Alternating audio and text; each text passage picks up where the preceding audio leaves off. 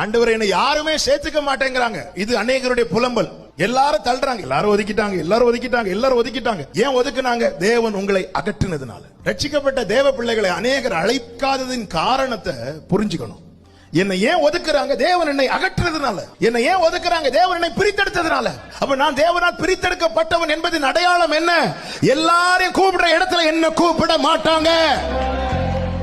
உங்களை நான் மற்ற ஜனங்களை விட்டு பிரித்தெடுத்தேன். ஆனால் அழைக்கப்பட்ட தேவ பிள்ளையே, தெரிந்தெடுக்கப்பட்ட யோசுவாவே, நீ புரிந்து கொள், தேவன் உன்னை அநேக காரியங்களை விட்டு அகற்றி நிறுத்துகிறார் என்பதை நீ மறக்க கூடாது. எல்லாரும் தள்ளலப்பா, அவர் உன்னை அகற்றி நிறுத்துறார். என்னை பகைத்த உலகம் உன்னை பகைக்குமானால் என்னை நேசித்த பிதா உன்னையும் நேசிக்கிறார்.